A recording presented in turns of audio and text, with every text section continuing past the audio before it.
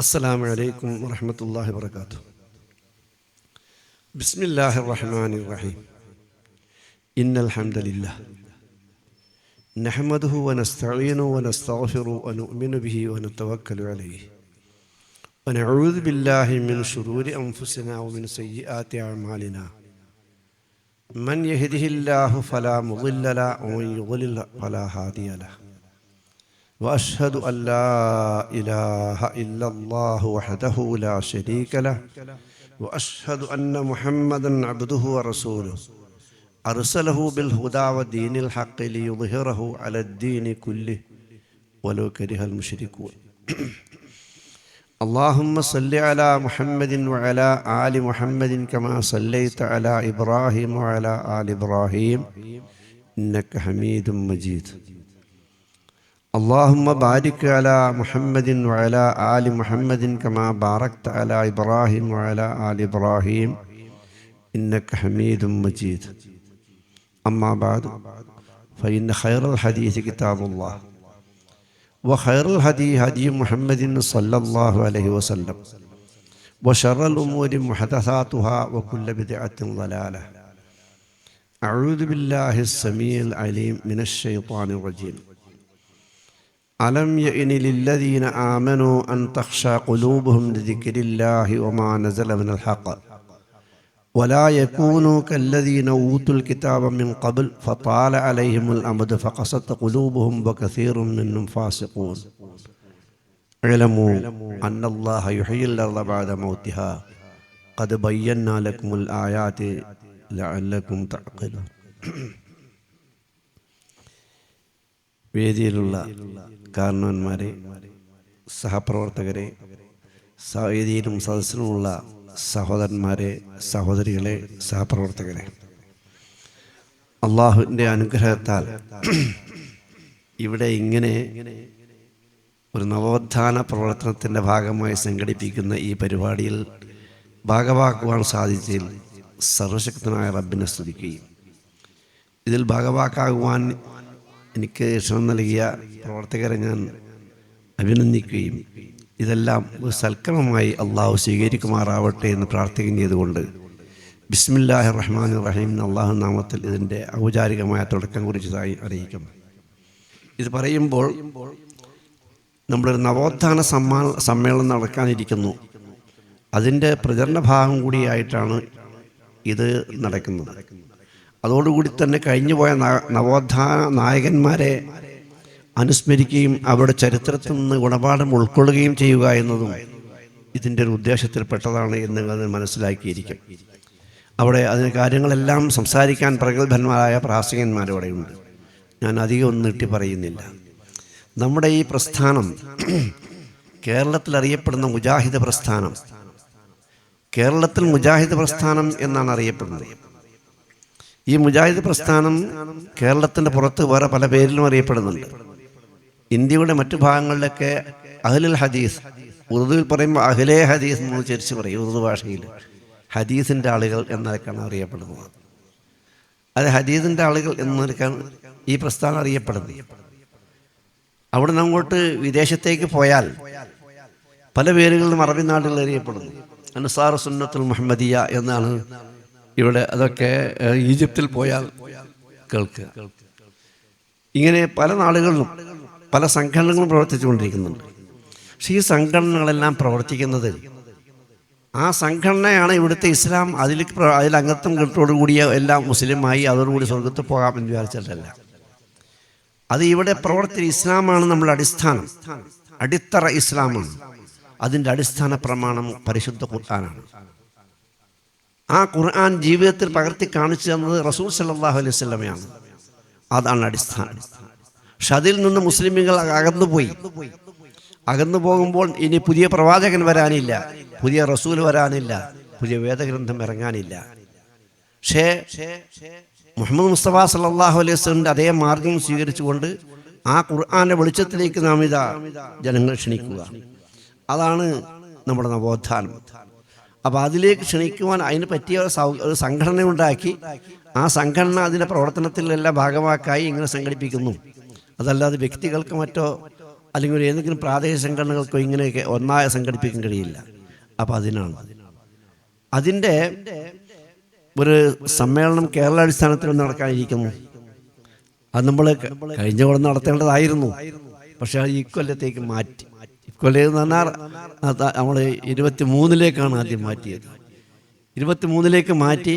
പക്ഷേ സാഹചര്യത്തിന് സമ്മർദ്ദം, കാലവർഷത്തിൻ്റെ മാറ്റം, അതെല്ലാം കൂടി നമ്മളെ 2024 ഫെബ്രുവരി 15, 16, 17, 18 ഈ ദിവസങ്ങളിലേക്കാക്കി അവസാനിച്ചിരിക്കുന്നു. അതിനുവേണ്ടിയാണ് പ്രവർത്തിക്കുന്നത്. ഇനി അള്ളാഹുവിൻ്റെ വിധി എന്താണെന്ന് നമുക്കറിയില്ല. ബാക്കി ആ കാര്യങ്ങളൊക്കെ അള്ളാഹുവിൻ്റെ കാര്യത്തിലാണല്ലോ. കാലാവസ്ഥയൊക്കെ നിയന്ത്രിക്കുന്ന അള്ളാഹു മാത്രം, നമുക്ക് നിയന്ത്രിക്കാൻ കഴിയില്ല. കാലാവസ്ഥയുടെ സൗകര്യങ്ങളുണ്ടായി, കാലാവസ്ഥയുടെ സൗകര്യം ഉണ്ടെങ്കിൽ എല്ലാ സമ്മേളനം നടത്താനൊന്നും കഴിയില്ലല്ലോ. അപ്പോൾ ആ കാര്യം. പക്ഷെ നമ്മൾ ഇവിടെ ഇന്നും ഇത് ആദ്യമായി ഉണ്ടായപ്പോൾ കേരള ജമിയത്തുൽ ഉലമ എന്നാണ്. പക്ഷെ അതിൻ്റെ മുമ്പ് ഒരു സംഘടന ഉണ്ടായിരുന്നു. അത് ഐക്യസംഘം എന്നാണ് പറഞ്ഞിരുന്നത്. ഐക്യക്കാരനാണ് പറഞ്ഞിരുന്നത്. ഈ ഐക്യസംഘത്തിൻ്റെ പ്രവർത്തനം അങ്ങനെ വന്നിട്ടാണ് കേരള ജമിയത്തിലേക്ക് അത് എത്തിയത്. കേരള ജമിയത്തുൽ ഉലമയിൽ നിന്ന് വന്ന് പിന്നെ കേരള നദ്വത്തുൽ മുജാഹിദീൻ, ഇത്തിഹാദ് ശുബ്ബാനുൽ മുജാഹിദീൻ, അതുപോലെ തന്നെ MGM, MSM, IGM ഇങ്ങനെയുള്ള സംഘടനകളൊക്കെ ആയി. ഇതൊക്കെ വിവിധ മേഖലകളിൽ പ്രവർത്തിക്കാനുള്ള സംഘടനകളാണ്. ആ പ്രവർത്തനം ഒരേ ലക്ഷ്യത്തിലേക്കാണ്, ഒരേ മാർഗമാണ്. നമുക്ക് തെളിവനുസരിച്ചാണ് ചെയ്യാനുള്ളത്. പക്ഷെ അതനുസരിച്ചാണ് ചെയ്യുന്നത്. ഇത് ഈ പ്രവർത്തനം ഇല്ലെങ്കിൽ എല്ലാം അന്യഭവിച്ചു പോകും. അതുകൊണ്ടാണ് പരിശുദ്ധ ഖുർആൻ അവതരിപ്പിക്കുന്ന കാലഘട്ടത്തിൽ തന്നെ ഖുർആനിലൂടെ ഒരു ചോദ്യം നമ്മളോട്, അതായത് വിശ്വാസികളുടെ, അന്ന് ഖുർആൻ ഉൾക്കൊള്ളുന്ന സത്യവിശ്വാസികളോട് അള്ളാഹു ഒരു ചോദ്യം ചോദിക്കുകയുണ്ടായി. ആ ചോദ്യമാണ് ഇന്നും ഞാൻ ഇവിടെ എന്നെയും നിങ്ങളെയും ഓർമ്മപ്പെടുത്തിക്കൊണ്ട് ഓതിയത്. അതെന്താണ്? അലം യഅനില്ലദീന ആമനൂ, സത്യവിശ്വാസികൾക്ക് സമയമായില്ലേ എന്നാണ് ചോദിക്കുന്നത്. അലം യഅനില്ലദീന ആമനൂ, വിശ്വസിക്കുന്നവർക്ക്, അള്ളാഹുവിലും അന്ത്യനാളിലും അള്ളാഹുവിൽ മറ്റു വിശ്വസിക്കേണ്ട എല്ലാ കാര്യങ്ങളും വിശ്വസിക്കുന്ന മുഅ്മിനീങ്ങളും ആ വിശ്വാസികൾക്ക് സമയമായില്ലേ എന്നാണ് ചോദിക്കുന്നത്. വളരെ ഗൗരവമുള്ള ചോദ്യമാണ്. പരിശുദ്ധ ഖുർആനാണ് ചോദിക്കുന്നത്. ഖുർആൻ ഇറങ്ങി മുഴുമിച്ചിട്ടില്ല. അന്ന് ആ ഇറങ്ങിയിട്ട് ഏതാനും ആളുകൾ സഹാബികളിൽ ഉൾക്കൊള്ളുന്നു. അപ്പോൾ അവരെയാണല്ലോ ചോദ്യം ഉൾക്കൊള്ളുന്നത്. അവരെയാണ് ഉൾക്കൊള്ളുന്നത്. അതിനേക്കാൾ ഇരട്ടി നമ്മളെ ആ ചോദ്യം ഉൾക്കൊള്ളുന്നുണ്ട്. അലം യഅനില്ലദീന ആമനൂ, സത്യവിശ്വാസികൾ സമയമായില്ലേ? എന്തിന് സമയമായില്ലേ? അൻ തഖ്ശ ഖുലൂബുഹും ലിദിക്രില്ലാഹ്, അവരുടെ ഹൃദയങ്ങൾ അള്ളാഹുവിനെ ഓർക്കുന്നതിന് കീഴ്പ്പെടാൻ സമയമായില്ലേ? അതാണ് വേണ്ടത്. ഒന്നാമതായി വേണ്ടി അള്ളാഹുവിനെ കുറിച്ചുള്ള ഓർമ്മ. അത് ഒരിക്കലും നമുക്ക് മറക്കാൻ പാടില്ല. അള്ളാഹുവിനെ കുറിച്ചുള്ള ആവർത്തിച്ച് ഓർമ്മ ഉണ്ടായിരിക്കണം. നമ്മുടെ പ്രവർത്തനം മുഴുവനും അള്ളാഹുവിനെ ഓർത്തുകൊണ്ടാണ്. അള്ളാഹുവിൽ നിന്നാണ് നാം ഇവിടെ എത്തിയത്. അവയിലേക്കാണ് നമ്മുടെ മടക്കം. അതുകൊണ്ട് ജീവിതത്തിൽ എല്ലാം അള്ളാഹുവിനെ ഓർത്തുകൊണ്ടിരിക്കണം. ആ ഓർമ്മയ്ക്ക് വേണ്ടിയാണ് നമ്മൾ ആരാധനാകർമ്മങ്ങളെല്ലാം, നമസ്കാരമായിരുന്നാലും മറ്റ് കർമ്മങ്ങളായിരുന്നാലും അതിൻ്റെ എല്ലാം ഉള്ളിലുള്ള കഴമ്പ് നമ്മുടെ സൃഷ്ടാവിനെ കുറിച്ചുള്ള ഓർമ്മ നമുക്കുണ്ടാവുക എന്നതാണ്. അതുകൊണ്ട് ആ അള്ളാഹുവിനെ ഓർക്കാൻ സമയമായില്ലേ എന്ന് ചോദിക്കുമ്പോൾ എന്തോ ഒരു ഓർമ്മയിൽ പിശക് വന്നിട്ടുണ്ടായിരിക്കണം എന്നല്ലേ അതിൻ്റെ അർത്ഥം മനസ്സിലാക്കേണ്ടത്. കാരണം അത് വേണ്ടത്ര അള്ളാഹുവിന് ഓർമ്മ ആണ് വിട്ടുപോയ ഒരു കയ്യിൽ നിന്ന്. അതുകൊണ്ടാണ് ഇനിയും ഓർക്കാൻ സമയമായില്ലേ എന്ന് ചോദിക്കുന്നത്. ആരോട്? ഖുർആൻ ഇറങ്ങുന്ന കാലത്തുള്ള സഹാബികളോട് നമ്മളെ കാര്യം പറയണോ? അതാണ് തഖ്ശ ഖുലൂബുഹും ലിദിക്രില്ലാഹ്. പിന്നെ അതിൻ്റെ ഉടനെ തന്നെ പറയുന്നു വമാ നസല മിനൽ ഹഖ്, അള്ളാഹുവിൽ നിന്ന് അവതീർണമായൊരു സത്യം, ആ സത്യത്തിൽ നിന്ന് അവരുടെ ഹൃദയങ്ങൾ കീഴ്പ്പെടാൻ സമയമായില്ലേ? ആ സത്യമാണ് പരിശുദ്ധ ഖുർആൻ. ഇതിന് മുമ്പുള്ള വേദഗ്രന്ഥങ്ങളെല്ലാം സത്യമായിരുന്നു. ഓരോ കാലഘട്ടത്തിനും അതനുസരിച്ച് അന്നത്തെ സമൂഹം ജീവിക്കേണ്ടത് എങ്ങനെയാണ് എന്ന് അവർക്ക് വെളിച്ചം നൽകാൻ. അതെല്ലാം വേദഗ്രന്ഥങ്ങളെല്ലാം വെളിച്ചങ്ങൾ തന്നെയാണ്. ഇരുട്ടിൽ തപ്പാതിരിക്കാൻ, അവർക്ക് വഴി കാണിച്ചു കൊടുക്കുവാൻ അള്ളാഹു ദൂതന്മാരെ അവൻ പറഞ്ഞയക്കുകയും അവർക്ക് വേദഗ്രന്ഥങ്ങൾ നൽകുകയും ചെയ്തിട്ടുണ്ട്. പക്ഷെ ആ വേദഗ്രന്ഥങ്ങളെല്ലാം അതാത് കാലഘട്ടത്തിലേക്കുള്ളതായിരുന്നു. ആ കാലം കഴിയുമ്പോൾ ഗ്രന്ഥങ്ങൾ അത് ശരിക്കും ഏതാണ് തിരിച്ചറിയാൻ പറ്റാത്ത വിധത്തിൽ അത് മാഞ്ഞു പോകുന്നു. അങ്ങനെ ഓരോ കാലഘട്ടത്തിനും വേദങ്ങൾ മാഞ്ഞു പോകുമ്പോൾ പുതിയത് വരുന്നു. പക്ഷെ അവസാനത്തെ പ്രവാചകൻ മുഹമ്മദ് മുസ്തഫ സല്ലല്ലാഹു അലൈഹി വസല്ലം ഒരു വേദഗ്രന്ഥം ഇറക്കി കൊടുത്തു. അതിൻ്റെ പേര് ഖുർആൻ എന്നാണ്. മറ്റൊരു പേര് ഫുർഖാൻ എന്നാണ്. ഖുർആൻ എന്ന് പറഞ്ഞാൽ തന്നെ വായനയാണ്. അത് എന്നും വായിച്ചു കൊണ്ടിരിക്കും. അതുകൊണ്ട് അത് നഷ്ടപ്പെട്ടു പോവില്ല. ഖുർആനാണ്. ആ ഖുർആൻ വായിക്കുമ്പോൾ ഫുർഖാനാണ്, സത്യം അസത്യം അത് വേർതിരിക്കും. അതാണ് നമുക്ക് വെളിച്ചം നൽകുന്നത്. യുഖ്രിജുഹും മിന ദുലുമാത്തി ഇലൻ നൂർ, ഇരുട്ടുകളിൽ നിന്ന് വെളിച്ചത്തിലേക്ക് നയിക്കുന്നതാണ് ഈ ഖുർആൻ. അപ്പോൾ ആ ഖുർആൻ അതാണ് നമ്മുടെ ഇമാം. അപ്പോൾ അതിന് കീഴ്പ്പെടാൻ സമയമായില്ലേ, ആ സത്യത്തിന് കീഴ്പ്പെടാൻ സമയമായില്ലേ? എന്നിട്ട് പിന്നെ ഒന്നുകൂടി ചോദിച്ചു, ഒലാ യകൂനു കല്ലദീന ഊത്തുൽ കിതാബ മിൻ ഖബൽ, മുമ്പ് വേദഗ്രന്ഥം നൽകപ്പെട്ടു എന്ന് പറഞ്ഞല്ലോ, ആ വേദഗ്രന്ഥങ്ങൾ നൽകപ്പെട്ടവരെ പോലെ ആവാതിരിക്കാൻ സമയമായില്ലേ? ഈ ഖുർആൻ നമുക്ക് നൽകിയതുപോലെ മുമ്പ് മൂസാ നബി അലൈഹി ഇസ്ലാമിന് വേദഗ്രന്ഥം നൽകിയിട്ടുണ്ട്, ഈസാ നബി അലൈഹി ഇസ്ലാം നൽകിയിട്ടുണ്ട്, ദാവൂദ് നബി അലൈഹി ഇസ്ലാം നൽകിയിട്ടുണ്ട്, അതിന് മുമ്പ് പല വേദഗ്രന്ഥങ്ങൾ നൽകിയിട്ടുണ്ട്. അവർക്കൊക്കെ ചില അബദ്ധങ്ങൾ പറ്റിയിരുന്നു. അതുകൊണ്ടാണ് അവരെപ്പോലെ ആവാതിരിക്കാൻ സമയമായില്ലേ എന്ന് പറഞ്ഞത്. അതാണ് വലാ യകൂനു കല്ലദീന ഊത്തുൽ കിതാബ മിൻ ഖബൽ. എന്നിട്ട് അവർക്ക് പറ്റിയത്? വതാല അലൈഹിമുൽ അമദ്, കാലം കുറേ കഴിഞ്ഞു പോയി. കാലം അങ്ങനെ പോയപ്പോൾ വേദഗ്രന്ഥത്തെപ്പറ്റി അവർ മറന്നു, അവരതിൽ നിന്ന് അകന്നുപോയി. അങ്ങനെ അകന്നു പോയപ്പോൾ അവരുടെ ഇടയിൽ ജനങ്ങൾ രണ്ട് വിഭാഗമായി മാറുന്നു. ഒന്ന് വേദഗ്രന്ഥം പഠിച്ചവർ. വേദഗ്രന്ഥം പഠിച്ചവർ ആ പഠിച്ച വേദഗ്രന്ഥം ഉൾക്കൊള്ളുകയും ആ വെളിച്ചം അവരുടെ ജീവിതത്തിൽ ഉണ്ടാവുകയും അത് ജനങ്ങൾക്ക് എത്തിച്ചു കൊടുക്കുകയാണ് ചെയ്തത്. പക്ഷേ അതങ്ങനെയല്ല സംഭവിച്ചത്. ആ വേദഗ്രന്ഥം പഠിച്ചവർ അത് മറച്ചു വെച്ചു. അവർ അവരുടെ ഇംഗത്തിന് ഉപയോഗപ്പെടുത്തി. അവരത് ദുരുപയോഗപ്പെടുത്തി അവരുടെ ഭൗതിക താല്പര്യങ്ങൾക്ക് വേണ്ടി. അപ്പോൾ അതാണ് അവരുടെ കൂട്ടത്തിൽ പണ്ഡിതന്മാരായ ചില ആളുകൾ ചെയ്തത്. എന്നാൽ സാധാരണക്കാരാണെങ്കിലോ അവർക്ക് വേദഗ്രന്ഥത്തെക്കുറിച്ച് മഹത്വമാർക്കറിയാം. പക്ഷെ ഒമിന്നും ഉമ്മിയുനല്ല യഅലമുൽ കിതാബ ഇല്ല അമാനിയ, വേദഗ്രന്ഥങ്ങൾ എന്ന് പറയുന്നത് കുറേ കെട്ടുകഥകളുണ്ട്, അന്ധവിശ്വാസങ്ങളും അനാചാരങ്ങളാണ് ഈ കെട്ടുകഥ. ഇതൊക്കെയാണ് വേദഗ്രന്ഥങ്ങൾ അവർ മനസ്സിലാക്കി. അവരെ അതിലേക്ക് നയിക്കേണ്ട പണ്ഡിതന്മാരാണെങ്കിലോ അവരെ സംബന്ധിച്ചിടത്തോളം വേദഗ്രന്ഥ പകരം അവർ സ്വന്തമായി ചില ഗ്രന്ഥങ്ങൾ എഴുതിയുണ്ടാക്കി, പുസ്തകങ്ങളൊക്കെ എഴുതിയുണ്ടാക്കിക്കോട്ടെ, വേദഗ്രന്ഥങ്ങൾക്കനുസരിച്ച് വിശദീകരിച്ചു കൊള്ളട്ടെ, അത് നന്നായി തീരട്ടെ. പക്ഷേ അതല്ല അവർ പറഞ്ഞത്. അവർ എഴുതിയുണ്ടാക്കിയത് ഇതാണ് ദൈവികം, ഇതാണ് അള്ളാഹുവിൻ്റെ ഒക്കെ എന്നുള്ളത്, ഇതാണ് സത്യമെന്ന് പറഞ്ഞു. ഖുർആൻ അതിനെപ്പറ്റി പറയുന്നു. അതാണ് വേദം മുമ്പുള്ളവർക്ക് പറ്റിയത്. വൈലുൽ ലില്ലദീന യക്തുബൂനൽ കിതാബ ബിഐദീഹിം, സ്വന്തം കൈകളുകൊണ്ട് ഗ്രന്ഥങ്ങൾ അവർ എഴുതിയുണ്ടാക്കുന്നു. എന്നിട്ട് അവർ പറയുന്ന യഖൂലൂന ഹാദാ മിൻ ഇൻദില്ലാഹ്, ഇതൊക്കെ അള്ളാഹുവിൻ്റെതാണ്, ഞങ്ങൾ എഴുതിയതൊക്കെ അള്ളാഹിൻ്റെതാണ്, ഇതൊക്കെ അള്ളാഹിൻ്റെതാണ്. എന്നിട്ട് ഖുർആൻ പറയാണ് വൈലുൽ മിമ്മാ കതബത് ഐദീഹിം, അങ്ങനെ എഴുതിയുണ്ടാക്കിയതിന് അവർക്ക് നാശം, ശിക്ഷ. വൈലുൽ മിമ്മാ യക്സിബൂൻ, എന്തിനാണ് എഴുതിയുണ്ടാക്കിയത്? സമ്പാദിക്കാൻ, സമ്പത്ത് നേടാൻ. അങ്ങനെ സമ്പാദിക്കുന്നതിന് അവർക്ക് ശിക്ഷ. ഇതാണ് പണ്ഡിതന്മാരുടെ സ്വഭാവം. വാസ്തവത്തിൽ പണ്ഡിതന്മാർ വേദഗ്രന്ഥം പഠിപ്പിക്കുന്നതിന് പകരം അവർ സ്വന്തമായി ഓരോന്ന് എഴുതിയുണ്ടാക്കിയിട്ട് അതൊക്കെ ആ വാറോലകളും അതൊക്കെ ദൈവികമാണ്, അള്ളാഹു ഇറക്കിയതാണ്, ഇതൊക്കെയാണ് അള്ളാഹുവിൻ്റെ ദീന് എന്ന് ജനങ്ങളെ പഠിപ്പിച്ചൊരു കാലഘട്ടം. അതിലേക്ക് മടങ്ങി. അങ്ങനെ വന്നു.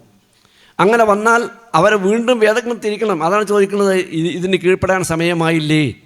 നമ്മൾ ഇന്നും ആ ചോദ്യത്തിന് പ്രസക്തിയുണ്ട്. അതാണ്. ഇനി സാധാരണക്കാരൻ്റെ അവസ്ഥ എന്താണ്? അവരെ സംബന്ധിച്ചിടത്തോളം ഒമിന്നും ഉമ്മിയുനല്ല യഅലമുൽ കിതാബ ഇല്ലാ മാമിന്, എക്കറെ കെട്ടുകഥകൾ. ഇതാണ് നമ്മളെ ഈ വേദഗ്രന്ഥത്തിലേക്ക്, ഈ വെളിച്ചത്തിലേക്ക് നമ്മൾ നയിക്കുക. അതാണ് നാം ചെയ്യേണ്ടത്.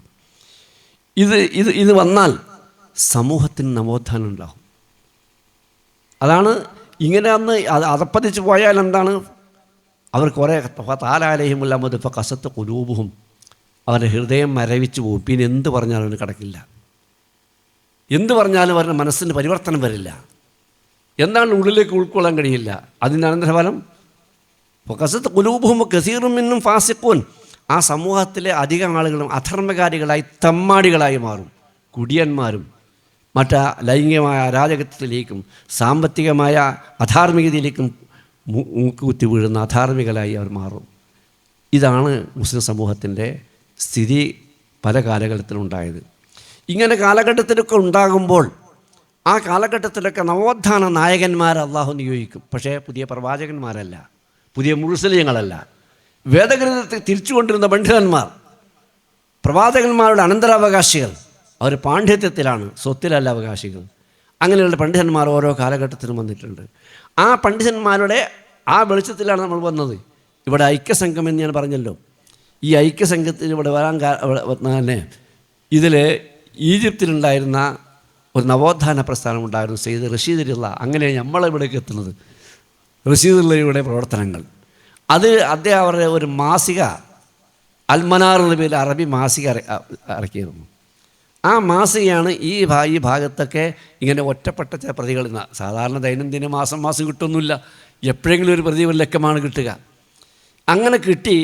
വക്കം അബ്ദുൽ ഖാദർ മൗലവി അവർക്ക് അദ്ദേഹത്തിൻ്റെ വിളിച്ചു, അതുപോലെ തന്നെ KM മൗലവി, അങ്ങനെയാണ് നമ്മുടെ പറപ്പൂർ അബ്ദുറഹ്മാൻ മൗലവി, ഇവരൊക്കെ ഈ വെളിച്ചത്തിലേക്ക് വരുന്നത്. ആ വെളിച്ചത്തിലേക്ക് വരുമ്പോൾ അവർ സമൂഹത്തിൽ ഭിന്നിച്ച് നിൽക്കുന്ന ആളുകളെ ഒന്നിക്കാൻ വേണ്ടി യോജിപ്പുണ്ടാവണം. അതിനുവേണ്ടി ഒരു ഐക്യസംഘത്തിനാണ് ആദ്യം രൂപം കൊടുത്തത്. അത് അങ്ങനെ കുറേ കാലങ്ങളുള്ള അതിൻ്റെ വാർഷിക യോഗങ്ങളായി പ്രചരണ യോഗങ്ങളായിട്ട് നടക്കില്ല. ഓരോ വർഷത്തിലൊരിക്കൽ വലിയ യോഗം, അല്ല ചെറിയ ചെറിയ ക്ലാസ്സുകളൊക്കെ നടത്തിയിട്ട് അങ്ങനെ കുറേ വാർഷിക യോഗങ്ങൾ നടത്തി. അങ്ങനെ നടത്തിയപ്പോൾ അവർക്ക് പിന്നെ മനസ്സിലായി, ഇത് ഇങ്ങനെ പോരാ, നമ്മുടെ തലമുറകൾ ഏറ്റെടുക്കണമല്ലോ, അതിന് ഐക്യസംഘം എന്നുള്ളത് പോരാ, അതിന് പണ്ഡിതന്മാർ ഏറ്റെടുക്കട്ടെ.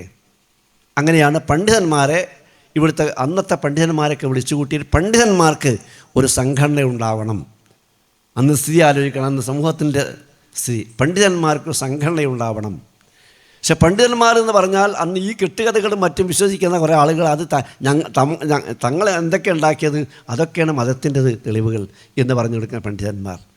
ആ പണ്ഡിതന്മാരൊക്കെ വിളിച്ചു കൂട്ടിയിട്ട് ഖുർആൻ്റെ അടിസ്ഥാനത്തിൽ ഒരു ഉലമാ സംഘടന, ആലിമ്യങ്ങളുടെ സംഘടന ഉണ്ടാവണം. അങ്ങനെ അന്ന് ഈ അധികവും തഹസീലൊക്കെ കിട്ടിയവരിൽ വരൂൽ ബാക്കിയാത്തുസ്സാലിഹാത്ത്, അതുപോലെ ദുയൂബ്, ബാക്കിയാത്തുസ്സാലിഹ അന്നൊക്കെ നോട്ടീസിൽ കൊടുക്കൽ MFB എന്നൊക്കെ കൊടുക്കുക. MFB എന്ന് പറഞ്ഞാൽ മൗലവി ഫാദിൽ ബാക്കവി, അതിൻ്റെ ചുരുക്കമാണ്. അവരൊക്കെ അവിടുന്ന് വലിയ കോട്ടൊക്കെ വാങ്ങിയിട്ടാണ് അന്നത്തെ വാക്കവികളൊക്കെ വരിക. അങ്ങനത്തെ ആളുകളൊക്കെ ഇങ്ങനെ വിളിച്ചു കൂട്ടിയിട്ട് അവരുടെ സ്വഭാവമാണ്, അവരുടെ അന്നത്തെ സ്വഭാവം അറിയാനാണ് ഞാൻ ആ സംഭവം പറയുന്നത്. നമുക്ക് ഉലമാക്കൾക്ക് ഇവിടെ ഒരു സംഘടന, ഒരു ജംഇയ്യത്തുണ്ടാക്കണം. മർഹൂം EK മൗലവിയാണ് ആ പ്രമേയം അവതരിപ്പിച്ചത്. അങ്ങനെ അവതരിപ്പിച്ചപ്പോൾ ആ കൂട്ടത്തിൽ ഒരു മുസ്ലിയാർ ചോദിച്ചു, അങ്ങനെ ഒരു സംഘടന വേണമെന്നതിന് എന്താണ് ദലീൽ? അത് ദലീൽ തെളിവ് കുറച്ച് അറബിയും കുറച്ച് മലയാളമൊക്കെ പാടെ കൂട്ടിയിട്ടാണ് സംസാരം. ശരിക്കും അറബി സംസാരിക്കാനും കഴിയില്ല, ശരിക്കും നല്ല മലയാളം സംസാരിക്കാൻ കഴിയില്ല. അങ്ങനത്തെ ഒരു കാലഘട്ടമാണല്ലോ. അപ്പോൾ എന്താണ് ദലീൽ എന്ന് ചോദിച്ചു. പരിശുദ്ധ ഖുർആൻ എന്നൊരു ആയത്തെടുത്തിട്ട് അന്ന് ഉദ്ധരിച്ചു കൊടുത്തു EK മൗലവി. വൽതക്കും മിങ്കും ഉമ്മത്തുൻ യദ്ഊന ഇലൽ ഖൈർ വയഅ്മുറൂന ബിൽ മഅറൂഫ് വയൻഹൗന അനിൽ മുൻകർ ഉലൈക ഹുമുൽ മുഫ്ലിഹൂൻ.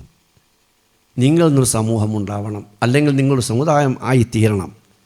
ഏറ്റവും ഹൈർ ഏതാണോ ആ ഹൈറിലേക്ക് ക്ഷണിക്കുന്നു. ഏറ്റവും ഉത്തമമായതും ഏറ്റവും ഗുണകരമായതാണോ അതിലേക്ക് ക്ഷണിക്കുന്ന സമുദായം. അപ്പോൾ ഏറ്റവും ഹൈറിലേക്കാണ് ക്ഷണിക്കുക, അങ്ങനത്തെ ഒരു സമുദായം. മാത്രമല്ല യഅ്മുറൂന ബിൽ മഅറൂഫ്, നല്ല കാര്യങ്ങളെല്ലാം ജനങ്ങളോട് കൽപ്പിക്കണം. അതൊക്കെ നല്ലത്, അത് ചെയ്യണം, ഇത് ചെയ്യണം എന്ന് കൽപ്പിക്കണം. വയൻഹൗന അനിൽ മുൻകർ, തെറ്റായ കാര്യങ്ങളെല്ലാം നിരോധിക്കണം. അനാചാരങ്ങളും അന്ധവിശ്വാസങ്ങളും അധാർമികതകളും ഇതെല്ലാം നിരോധിക്കണം. അങ്ങനത്തെ ഒരു സമൂഹം നിങ്ങളിൽ ഉണ്ടാവണം. ഉലൈക ഹുമുൽ മുഫ്ലിഹൂൻ, അവരാണ് വിജയികൾ. അങ്ങനെ വിജയികളായ ഒരു സമൂഹം ഉണ്ടാവണമെന്ന് ഖുർആൻ പറഞ്ഞിരിക്കുന്നു. അതിൻ്റെ അടിസ്ഥാനത്തിൽ നമ്മളിവിടെ ഉലമാക്കൾക്കൊരു ജംഇയ്യത്തുലമ ഉണ്ടാക്കണം, സംഘം ഉണ്ടാക്കണം എന്ന് പറഞ്ഞു. EK മൗലവി ആ വിഷയം അവതരിപ്പിച്ചുകൊണ്ടിരുന്നു. വീണ്ടും ചോദ്യകർത്താവ് എഴുന്നേറ്റ് നിന്ന് ചോദിച്ചു, അല്ല ഞാൻ ദലീൽ എന്താണെന്ന് ചോദിച്ചു. ഖുർആനല്ല ചോദിച്ചു, ഖുർആൻ അവിടെ ഇരിക്കട്ടെ, നിങ്ങൾ ദലീൽ പറയണം എന്ന്. എന്താ ചോദ്യത്തിൻ്റെ അർത്ഥം? ബാക്കിയാത്തുസ്സാലിഹാത്ത് അന്നത്തെ പ്രിൻസിപ്പളാണ് യോഗത്തിലെ അധ്യക്ഷൻ. ഞാൻ അന്നില്ല, കേട്ടിട്ടേ ഉള്ളൂ, അതിൻ്റെ ശേഷം ചരിത്രം മനസ്സിലായതാണ്. അദ്ദേഹത്തോട് ഇരിക്കുക അവിടെ എന്ന് പറഞ്ഞു. കാരണം ആ ചോദ്യം അപ്രസക്തമാണ്. ഖുർആനായത്തിനേക്കാൾ വലിയ ദലീൽ എന്താണ്? പക്ഷേ ഇവിടുത്തെ അന്നത്തെ ആലിമ്യങ്ങൾ ദലീൽ ഉദ്ധരിക്കുന്ന അറിയാമോ? ഒരു ഹോജ പറയണം, അല്ലെങ്കിൽ ഇന്ന ഇമാമ് പറയണം, അല്ലെങ്കിൽ ഇന്ന ബീവി പറയണം, എന്നാലേ തെളിവാവുള്ളൂ. അള്ളാൻ്റെ ആയത്ത് പറഞ്ഞാൽ ദലീലല്ല, അത് നമുക്ക് മനസ്സിലാവൂല. ഇന്ന ഹോജ പറഞ്ഞിരിക്കുന്നു, ഷാഫി പറഞ്ഞു, ഹനഫി പറഞ്ഞു, അല്ലെങ്കിൽ മറ്റേ ഷെയ്ഖ് പറഞ്ഞു, അല്ലെങ്കിൽ മറ്റേ ബീവി പറഞ്ഞു എന്നൊക്കെ പറയണം. ഇസ്ലാം കാര്യങ്ങളും കൂടി അങ്ങനെ പഠിപ്പിക്കൽ. ഞങ്ങളൊക്കെ കിതാബാദം പോകുന്ന ആദ്യത്തെ കാലത്ത് 10 കിതാബ് എന്നൊരു കിതാബുണ്ട്. അവിടെ തുടക്കം അതിൽ ആദ്യം തന്നെ മുത്തഫരിദ് എന്ന അള്ളാഹുവിൻ്റെ വിശേഷണം. മുത്തഫരിദ് അവൻ ഏകനാണെന്ന് സ്ഥാപിക്കണം. പക്ഷേ ഇത് ഇസ്ലാം കാര്യങ്ങൾ ഈമാൻ കാര്യമാണ് ആദ്യം പറയുക. എന്നാൽ ഇസ്ലാം കാര്യങ്ങൾ ഈമാൻ കാര്യങ്ങൾ വ്യക്തമായി ഖുർആനിൽ നബിയുടെ ഹദീസിൽ വ്യക്തമായി അത് ജിബ്രീലിനെ പറഞ്ഞ ചോദിച്ച് മറുപടി വാങ്ങിയതൊക്കെ വ്യക്തമായ ഹദീസിൽ കാണാം. അതൊന്നും അതിൽ ഉദ്ധരിക്കില്ല. അതിലാദ്യം പറയുക ഖാലൽ മുസ്തഗ്ഫിരിയ്യു വൽ ഹുലൈമിയ്യൂന. മുസ്തഗ്ഫിരി എന്ന ഹോജ പറഞ്ഞിരിക്കുന്നു, ഹുലൈമി എന്ന ഹോജ പറഞ്ഞിരിക്കുന്നു. എന്നാൽ ആ ഹോജ പറഞ്ഞാലേ ശരിയാവുള്ളൂ. ഈ മുസ്തഗ്ഫിരി ഹുലൈമിന് പിന്നെ എവിടെയും കാണില്ല. അന്നത്തെ ആലിമ്യങ്ങളുടെ സ്വഭാവമാണത്. ആയത്ത് ഓതിയാൽ തെളിവിന് പറ്റൂല, ആയത്ത് മനസ്സിലാവില്ല. ഇതാണ് അതിലേക്ക് തിരിച്ചു കൊണ്ടുവരാനാണ് നമ്മുടെ പ്രവർത്തനമൊക്കെ ഉണ്ടായത്. പരിശുദ്ധ ഖുർആനാണ് നമ്മുടെ അത് മരിച്ചുപോയി മണ്ണിൻ്റെ അടിയിൽ വെച്ച് ആരാണ് ഇമാമെന്ന് ചോദിച്ചാൽ എൻ്റെ ഇമാം ഖുർആനാണെന്ന് പറഞ്ഞേക്കണം എന്ന് മുസ്ലിമീങ്ങൾ പറഞ്ഞു കൊടുക്കും. ഇന്നും പറഞ്ഞു കൊടുക്കുന്നവരുണ്ട് ഖബറിനുള്ളിലേക്ക് അറബിയിൽ. നിൻ്റെ റബ്ബ് ആരാണെന്ന് ചോദിച്ചാൽ അള്ളാഹു ആണെന്ന് പറയണം. നിൻ്റെ ഇമാം ആരാണെന്ന് ചോദിച്ചാൽ ഖുർആൻ ഇമാമി എന്ന് പറയണം. പക്ഷേ ജീവിക്കുമ്പോൾ പറഞ്ഞു കൊടുക്കാൻ പറ്റില്ല. മരിച്ച മണ്ണിൻ്റെ അടിയിലേക്ക് അയാൾ കേൾക്കില്ല, മണ്ണിൻ്റെ ഉള്ളിലല്ലേ, മണ്ണിൻ്റെ മനസ്സിലല്ലേ. അയാൾക്കിത് പറഞ്ഞാൽ അങ്ങോട്ട് കേൾക്കില്ല, അയാൾക്ക് പറഞ്ഞാൽ തന്നെ അറബി മനസ്സിലാവില്ല. അപ്പോൾ എന്നിട്ട് അതിനും പൈസ കളിക്കാൻ കൊടുക്കും. അങ്ങനെ തെൽക്കൈ ചൊല്ലി കൊടുത്ത് പൈസ വാങ്ങുന്ന സ്വഭാവം ഇന്നും ചില മഹല്ലുകളിലൊക്കെ പണ്ടത്തെ പഴയ മഹലിലൊക്കെ ഉണ്ടാവും. അതിൽ പറഞ്ഞു കൊടുക്കുന്നതാണ് റബ്ബ് അള്ളാഹുവാണ്, മുഹമ്മദ് നബി ഞങ്ങളുടെ പ്രവാചകനാണ്, ഖുർആൻ ഇമാമാണ്. അതാണ് അത് ജീവിക്കുന്ന ആളുകൾ പറഞ്ഞു കൊടുക്കലാണ് നമ്മൾ ചെയ്യേണ്ടത്. അതാണ് ചെയ്തുകൊണ്ടിരിക്കുന്നത്. അതാണ് നമ്മുടെ. അപ്പോൾ അതിനു വേണ്ടി ഇങ്ങനെ ആദ്യം ഈ കേരള ജമിയത്തുൽ ആ നിലക്ക് വന്നു. പിന്നെ അത് പണ്ഡിതന്മാർക്ക് മാത്രം പോരാ, സാധാരണക്കാർക്കും വേണം ഇത്. ഒരു ആലിമികൾ മാത്രം കൈകാര്യം ചെയ്യാനല്ല മതം. അതൊക്കെ എല്ലാവരും സാധാരണക്കാർക്ക് മനസ്സിലാക്കണം. അതിന് അവർക്കും കൂടി പ്രവർത്തനത്തിലേക്ക് കൊണ്ടുവരാനാണ്. അവരെയും കൂടി മെമ്പർഷിപ്പൊക്കെ കൊടുത്തിട്ട് ഒരു സംഘടന ഉണ്ടാക്കി. അതാണ് KNM, കേരള നദ്വത്തുൽ മുജാഹിദീൻ എന്നാണ് ആദ്യമുള്ളത്. പിന്നെ അതിൻ്റെ സൗകര്യത്തിന് വേണ്ടി കേരള നദ്വത്തുൽ മുജാഹിദീൻ കുറേ അങ്ങനെ പ്രവർത്തിച്ചപ്പോൾ അതിനൊരു മന്ദീഭാവം വന്നു. അതെന്താ കാരണം എന്നറിയോ? ഖുർആനും ഹദീസും അനുസരിച്ച് ഇങ്ങനെ പ്രവർത്തനമാകുമ്പോൾ തൗഹീദിൻ്റെ പ്രവർത്തനം ഇങ്ങനെ മുന്നോട്ട് പോവുകയാണ്. പക്ഷേ ഈ തൗഹീദിൻ്റെ പ്രവർത്തനവും ഈ അനാചാരങ്ങളെ ഇല്ലാതെയാക്കുകയും ഇങ്ങനെയുള്ള നവോത്ഥാനം ഇതല്ല യഥാർത്ഥ നവോത്ഥാനം. നമുക്കൊരു രാഷ്ട്രമാണ്, ഇസ്ലാമിക രാഷ്ട്രം, ഒരു ദൈവിക ഗവൺമെൻറ് വേണം ഇവിടെ, ഹുക്കൂമത്തെ ഇലാഹി. അങ്ങനെ ഒരു പ്രസ്ഥാനം ഇവിടെ കടന്നു വന്നു. അത് ആദ്യം പാകിസ്ഥാനിലേക്ക് പോയി, ആദ്യം ഒന്നായിട്ട് ഇന്ത്യ ആയിരുന്നല്ലോ. ജനാബ് അബുല്ല മൗദൂദ് സാഹിബിൻ്റെ പ്രസ്ഥാനം ജമാഅത്തെ ഇസ്ലാമി എന്നുള്ള പേരിൽ അങ്ങനെ വന്നത്. ഹുക്കൂമത്തെ ഇസ്ലാഹി എന്ന് വന്നാൽ അതൊക്കെ നല്ലൊരു രാഷ്ട്രം, ഇസ്ലാമിക രാഷ്ട്രം ഉണ്ടാകുകയാണെങ്കിൽ വളരെ നല്ലതാണല്ലോ. എല്ലാവർക്കും ഭരിക്കാൻ നമ്മളെല്ലാവർക്കും ഇവിടെ മൗലവിമാർക്കും അല്ല മുസ്ലിംമാർക്കും ഒക്കെ നമുക്ക് ഇവിടുത്തെ ഗവർണർമാരാകാം, കളക്ടർമാരാവാം, വലിയ വലിയ ഉദ്യോഗസ്ഥന്മാരാകാം. കാരണം ഇസ്ലാമിക രാഷ്ട്രമല്ലേ. അവർ രാഷ്ട്രങ്ങൾ ഉണ്ടാകുകയാണെങ്കിൽ വളരെ നല്ലതാണല്ലേ. അതിലിങ്ങനെ യുവാക്കളെ ആകർഷിച്ചു പോയി. കേരള നദ്വത്തുൽ മുജാഹിദിൻ്റെ പ്രവർത്തനം മന്ദീഭവിച്ചു. അതിൽ ശ്രദ്ധയില്ലാതെയായി. ഇതിങ്ങനെ ആയപ്പോൾ ഒരു പ്രശ്നമാണ്. അപ്പോൾ എന്താ ചെയ്യേണ്ടത്? യുവാക്കളെ രംഗത്ത് കൊണ്ടുവരണം. അങ്ങനെ ആ യുവാക്കൾ അതിന് ഇത്തിഹാദ് ശുബാൻ മുജാഹിദ് സംഘടന ഉണ്ടാക്കി. സംഘടന പ്രവർത്തിച്ചു. കേരള നദ്വത്തുൽ മുജാഹിദിന് തന്നെ മാറ്റങ്ങൾ വരുത്തി. അവിടുത്തെ പഴയ ആളുകളൊക്കെ മാറ്റിയ മർഹം KP മുഹമ്മദ് മൗലവിയുടെ നേതൃത്വത്തിൽ നല്ല സംഘടന വളരെ ശക്തമായി വന്നു. KP മുഹമ്മദ് മൗലവി, ഡോക്ടർ ഉസ്മാൻ സാഹിബ്, സുലൈമാൻ സാഹിബ്, പാലക്കാട് സുലൈമാൻ സാഹിബ്, ഇവരൊക്കെ നേതൃത്വം കൊടുത്തിട്ട് കൂടിയാലോചിച്ച് തെരഞ്ഞെടുപ്പിലൂടെയാണ് അവർ നേതാക്കന്മാരായി തിരഞ്ഞെടുത്തിട്ട് അവർ 3 കൊല്ലം കൂടുമ്പോൾ വീണ്ടും മാറ്റും, അല്ലെങ്കിൽ അവരെ തന്നെ സ്ഥിരപ്പെടുത്തണമെങ്കിൽ സ്ഥിരപ്പെടുത്തും. അങ്ങനെ വന്ന് 25 കൊല്ലത്തോളം KP മുഹമ്മദ് മൗലവിയെ നേതൃത്വം കൊടുത്തു. KP മുഹമ്മദ് മൗലവി അള്ളാഹുവിൻ്റെ വിളിക്ക് ഉത്തരം ചെയ്തു പോയി. അതിൻ്റെ ശേഷം പിന്നെ എന്തൊക്കെയോ ഈ സംഘടനയിൽ സ്വാർത്ഥ താല്പര്യന്മാർ അതിനെ ഓരിച്ചെടുത്തു സ്ഥാനമാനങ്ങൾക്ക് വേണ്ടി. അങ്ങനെ വന്നു. അതിൽ വന്ന് എന്താണ് ചെയ്യേണ്ടതെന്ന് അറിയില്ല. പലതരം ഗുണ്ടായുസങ്ങൾ സംഘടനയിൽ കടന്നുകൂടി. അങ്ങനെയൊക്കെ വന്ന് അത് മാത്രമല്ല യുവജന സംഘടനയെ പിരിച്ചുവിട്ടു. ISMനെ പിരിച്ചുവിട്ടു. എന്തിനാ പിരിച്ചുവിട്ടതെന്ന് ഇപ്പോൾ അവർക്ക് അറിയില്ല. ഇപ്പോൾ ആ കാര്യങ്ങളൊന്നും പറയാൻ കഴിയില്ല. ഏതായിരുന്നു അങ്ങനെ പിരിച്ചുവിട്ടപ്പോൾ ഇവിടെ പേര് പറഞ്ഞല്ലോ, KK മുഹമ്മദ് സുല്ലമി, ഞാനും ഞങ്ങൾ ധീരമായി പറഞ്ഞു, നിങ്ങൾ പിരിഞ്ഞു പോകരുതേ, ISM ഇവിടെ നിലനിർത്തണം, യുവാക്കളെ പിരിച്ചുവിടാൻ പാടില്ല.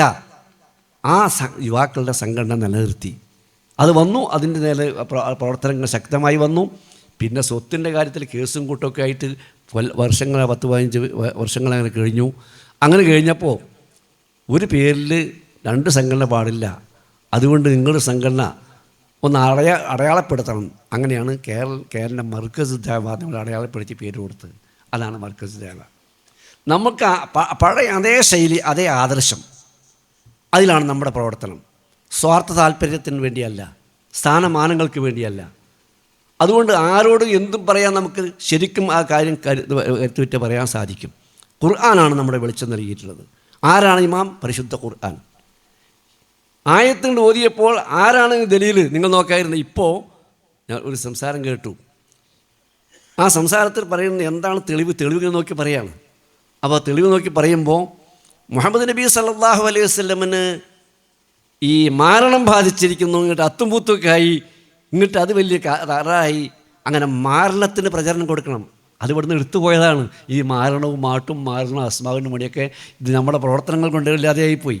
അപ്പം അത് ഇങ്ങനെ കടന്നു വന്ന് വീണ്ടും സലഫി മാൻഹജി എന്നിങ്ങനെ പറഞ്ഞിട്ട്, എന്നിട്ട് അതിങ്ങനെ കടന്നു വന്നു. അതൊക്കെ അതിലൂടെ ഇങ്ങനെ മാറണമാലും പിന്നെ ജിന്നളകലും ഇളക്കലും ഒക്കെ എവിടുന്നാണ് ഇതൊക്കെ വന്നത്? അപ്പോൾ ഈ കാര്യത്തിൽ നമ്മൾ ഈ പ്രമാണം പരിശുദ്ധ ഖുർആൻ, ആ ഖുർആൻ്റെ കാര്യത്തിലാണ്, ആ ഖുർആനാണ് നമ്മൾ പ്രമാണമായി നമ്മൾ സ്വീകരിക്കേണ്ടത്.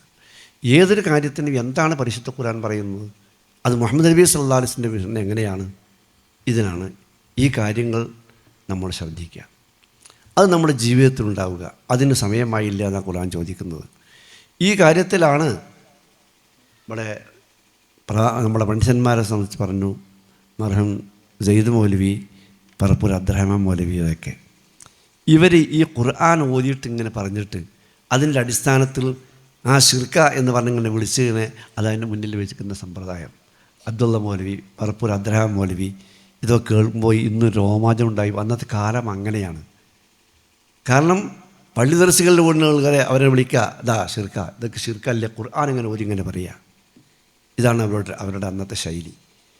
അതിൻ്റെ പേര് എന്തെല്ലാം ത്യാഗങ്ങളും മർദ്ദനങ്ങൾ അവർ സഹിച്ചത്. സെയ്ദ് മൗലവിനെ പടക്കം കഴുത്തിലിട്ട് ഇങ്ങനെ പൊട്ടിക്കാൻ വേണ്ടി ഒരു വീട്ടിൽ വന്നു, ഒന്നായിട്ട് അടികിട്ടി സ്റ്റേജിൽ നിന്ന് പൊന്നാനിയിൽ എല്ലാ ദ്രോഹം ചെയ്തു. പക്ഷേ ഇതൊക്കെ ചെയ്യുന്ന മുസ്ലിമീങ്ങളാണെന്ന് പറയുന്നവർ ആരും സഹായിക്കാനില്ല. അവസാനം വിശ്വാസമില്ലാത്ത ഒരാൾ, പിന്നീട് അദ്ദേഹം എം പി ഒക്കെ ആയിരുന്നു, സഖാവ് എം പിച്ചു ആ വഴിക്ക് വന്നു. ആ വഴിക്ക് വന്നപ്പോൾ അദ്ദേഹമാണ് മൗലവിക്ക് അന്ന് സഹായം ചെയ്തു കൊടുത്തത്. അങ്ങനെ അദ്ദേഹം ഒരു കാര്യം പറഞ്ഞു. മൗലവി അതൊക്കെ ചെയ്തു വന്നപ്പോൾ ഇത് സ്റ്റേജാകെ തകർത്തു, മൈക്കാകെ തകർത്തു, ഒക്കെ തകർത്തു. മൗലവി ഒന്ന് അഡ്മിറ്റ് ചെയ്യണമെന്ന് പറഞ്ഞു, ഹോസ്പിറ്റലിൽ അഡ്മിറ്റ് ചെയ്യണമെന്ന്. അങ്ങനെ അഡ്മിറ്റ് ചെയ്യാൻ പറഞ്ഞ മൗലവി പറഞ്ഞു, എനിക്ക് ഹോസ്പിറ്റലിൽ അഡ്മിറ്റ് ചെയ്യാത്തുള്ള പരിക്കൊന്നും പറ്റിയിട്ടില്ല, ഷർട്ടൊക്കെ ഇതൊക്കെ കത്തിയിട്ടുണ്ട്, അല്ല എന്നാലും വേണം അത് അഡ്മിറ്റ് ചെയ്യാൻ, കേസിന് അങ്ങനെ ചെയ്യണമെന്ന് പറഞ്ഞു. മൗലവി പറഞ്ഞു, ഞാൻ സത്യമല്ലാതെ പറയില്ല, കളവ് പറയില്ല കേസിനായാലും. അതാണ് അന്നത്തെ സത്യസന്ധത. ഇയാളെ വേഗം കൊണ്ടാക്കിയെന്ന് പറഞ്ഞു. പിന്നെ അവിടെ ചെന്നിട്ട് ഈ സംഗതി ഇത് അന്വേഷിക്കുന്നതിന് പോയി വീണ്ടും എന്താ ചെയ്യണം, ഞാനും കുറച്ച് ആളുകളും ഈ സഖാവ് ഇമ്പിച്ചുവാൻ്റെ അടുത്ത് ചെന്നിട്ട് ഇതിനെപ്പറ്റി സംസാരിച്ചപ്പോൾ, നിങ്ങൾക്കിവിടെ ഒരൊറ്റ ദൈവമില്ല എന്ന് സംസാരിക്കാം, ഈ ആര്യസമാജക്കാർക്ക് ഒരുപാട് ദൈവങ്ങളുണ്ടെന്ന് സംസാരിക്കാം, ഒരൊറ്റ പടച്ചവനും ഒരു ഇലാഹുള്ളൂ എന്ന് ഞങ്ങൾക്ക് സംസാരിക്കാൻ പാടില്ലേ എന്ന് ചോദിച്ചപ്പോൾ അദ്ദേഹത്തിനൊരു മറുപടി കിട്ടിയതാണ് മനസ്സിലാക്കുന്നത്.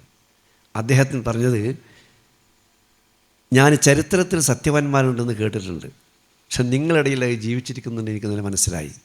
സെയ്ദ് മൗലവിനെ പറ്റിയാണ് പറഞ്ഞത്. കാരണം ഞാൻ കോടതിയിൽ പോയ അത് സത്യം പറയുള്ളൂ എന്ന് പറഞ്ഞത്, നിങ്ങളുടെ ഇടയിലായി ജീവിച്ചിരിക്കുന്നുണ്ട്. അങ്ങനെ അദ്ദേഹം പിന്നെ അതിനെപ്പറ്റി പറഞ്ഞിട്ട് പിന്നീട് അതിലേക്ക് തിരിച്ചു പോയത്. ഇന്ന് നമ്മളെ അവസ്ഥ എന്താണെന്നറിയാമോ? ഈ നിലയ്ക്ക് അധാർമികയിൽ കേസുകളും കൂട്ടങ്ങളും അങ്ങോട്ടും ഇങ്ങോട്ടും ഇല്ലാത്ത കേസിൽ ഞാൻ തന്നെ 3 കള്ളക്കേസിലെ പ്രതിയാണ്. നോക്കിങ്ങൾ. പിന്നെ ഇതാണ് നമ്മുടെ സമൂഹത്തിൽ. അപ്പോൾ ഇതിൽ നിന്ന് മാറ്റിയെടുത്ത് ഖുർആനിലേക്ക് നമ്മൾ മടങ്ങണം. അതിനാണ് നമ്മുടെ ഈ പ്രവർത്തനങ്ങളൊക്കെ. ഇനി ഇവിടെപ്പറ്റി പറയാൻ ഇവിടെ പണ്ഡിതന്മാരുണ്ട്, അത് ആ കാര്യങ്ങൾ പറയും. ഈ കാര്യങ്ങളൊക്കെ നമ്മൾ ഈ ഖുർആൻ്റെ വിവരണമാണ് ഹദീസ്. ഖുർആനാണ് നമ്മുടെ പ്രമാണം, അതിൻ്റെ വിവരണമാണ് ഹദീസ്. ആ ഹദീസിനെ ഖുർആനെ പോലെ ഖുർആൻ എല്ലാവരും അംഗീകരിക്കുന്നതാണ്. ഹദീസ് ചില അംഗീകരിക്കാത്തവരുണ്ടോ, അങ്ങനെ തള്ളിയവരുണ്ടാവും, അതുണ്ടാവും. അതിനൊരുപാട് വിഭാഗമായി തിരിച്ചിട്ടുണ്ട്. ആ തിരിച്ച കാര്യങ്ങളൊക്കെ അതിൻ്റേതായ നിലയ്ക്ക് മനസ്സിലാക്കാൻ സ്ഥാപനങ്ങളും അതിനുള്ള വിദ്യാഭ്യാസമൊക്കെ നൽകി സമുദ്ധരിച്ച് നമ്മളെ നന്നായി കൊണ്ടുവരണം. അതിനുള്ള ശ്രമത്തിനാണ് ഈ പ്രവർത്തനങ്ങളെല്ലാം. ഈ മഹാന്മാരുടെ, ഈ കഴിഞ്ഞുപോയവരുടെ ഈ ചരിത്ര സംഭവങ്ങളിൽ നിന്ന് ഉടപാടങ്ങൾ ഉൾക്കൊണ്ടുകൊണ്ട് സത്യസന്ധമായൊരു ജീവിതമായി മുന്നോട്ട് പോകാൻ നാം ശ്രമിക്കുക. അതിൻ്റെ ഒരു സമ്മേളനത്തിൻ്റെ ഭാഗം കൂടി ആയിട്ടുണ്ടല്ലോ ഇത്. ആ സമ്മേളനത്തിൽ അതിൽ നിന്നൊക്കെ കേട്ട് പഠിക്കുമ്പോൾ കുറേ കാര്യങ്ങൾ ദീനിൻ്റെ കയ്യിൽ നിന്ന് മതത്തിനോടുള്ള ഒരു നിരാശ സമൂഹത്തിലുണ്ടായിട്ടുണ്ട്. കാരണം മതം തന്നെ വേണ്ട എന്നൊരു തോന്നൽ. എന്താ തോന്നാൻ കാരണം ഒന്ന്, മതത്തിൻ്റെ ആളുകൾ അവരില്ലാത്ത കാര്യങ്ങൾ പറയുന്നു, കള്ളത്തരം ചെയ്യുന്നു, സ്ഥാനമാനങ്ങൾക്ക് വേണ്ടിയിട്ട് അവർ എന്തും ചെയ്യുന്നു. ഇത് കാണുമ്പോൾ എന്തിനാ ഈ മതം എന്ന് ഈ വളരുന്ന തലമുറയ്ക്ക് തോന്നുകയാണ്. മതം നിരാശയിലേക്ക് അവർ പോകുന്നു. അതുകൊണ്ട് നമുക്ക് പറയാനുള്ളത്, നമ്മളെ സംബന്ധിച്ചിടത്തോളം ഈ നിലയ്ക്ക് ഒന്നിച്ചു നിന്നുകൊണ്ട് ഈ ഖുർആൻ്റെ അടിസ്ഥാനത്തിലുള്ള ജീവിതം അത് കാഴ്ചവെച്ച് അത് ഉൾക്കൊണ്ടുകൊണ്ട് അത് കാണിച്ചു കൊടുക്കുന്നു. അങ്ങനത്തെ ഒരു സമൂഹം ഏത് കാലത്ത് ഇവിടെ ഉണ്ടാവുകയും ചെയ്യും. അത് റസൂൽ സല്ലല്ലാഹു അലൈഹി വസല്ലം പ്രയോജനപ്പെട്ടതാണ്. ആ സമൂഹമായി വളരാനാണ്, അതുമായി ഉയർത്താനാണ് നമ്മുടെ ശ്രമങ്ങൾ. അങ്ങനെയുള്ള മുസ്ലിഹീങ്ങളായി നവോത്ഥാന നായകന്മാരായി വളരുക. വല്ലദീന യുമസ്സികൂന ബിൽ കിതാബ്, ഈ ഖുർആൻ മുറുകെ പിടിക്കുന്നവർ ആരാണോ അവർ, വഅഖാമുസ്സലാത്ത്, നമസ്കാരം അതിൻ്റെ മുറപ്രകാരം നിലനിർത്തുന്നു, ശരിക്ക് പ്രാർത്ഥന, ഇന്ന ലാ നുളിഉ അജ്റൽ മുസ്ലിഹീൻ, ആ നവോത്ഥാന പ്രവർത്തകന്മാരുടെ പ്രതിഫലം ഞാൻ നഷ്ടപ്പെടുത്തുകയില്ല. അവരാണ് മുസ്ലിഹീങ്ങൾ. അതാണ് ഇസ്ലാഹി പ്രസ്ഥാനം. അങ്ങനത്തുള്ള മുസ്ലിഹീങ്ങളായി, മുസ്ലിമീങ്ങളായി, മുഅ്മിനീങ്ങളായി ജീവിച്ച് മരിക്കാൻ നാം ആഗ്രഹിക്കുക, പ്രവർത്തിക്കുക, പ്രാർത്ഥിക്കുക. അതിന് അള്ളാഹു നമുക്ക് എവർക്കും തൗഫീഖ് നൽകുമാറാവട്ടെ എന്ന് പ്രാർത്ഥിച്ചുകൊണ്ട് ഞാൻ അവസാനിപ്പിക്കുകയാണ്. ഈ ശ്രമങ്ങളെല്ലാം അള്ളാഹു സ്വീകരിക്കുമാറാവട്ടെ. അവൻ്റെ അടുക്കൽ സ്വീകാര്യമായ അമലായി അവൻ്റെ അടുത്ത് ചെല്ലുവാൻ, സ്വർഗത്തിലേക്ക് എത്തുമ്പോൾ അതിനുള്ള പ്രവർത്തനമായി ഒരു ബന്ധപ്പെടുമാറാവട്ടെ എന്ന് പ്രാർത്ഥിച്ചുകൊണ്ട് ഞാൻ അവസാനിപ്പിക്കുന്നു. റബ്ബനാ തഖബ്ബൽ മിന്നാ ഇന്നക അൻതസ് സമീഉൽ അലീം വതുബ് അലൈനാ ഇന്നക അൻതത് തവ്വാബുർ റഹീം വസലാമുൻ അൽ മുർസലീൻ അൽഹംദുലില്ലാഹി റബ്ബിൽ ആലമീൻ. അസ്സലാമു അലൈക്കും വറഹ്മത്തുള്ളാഹി.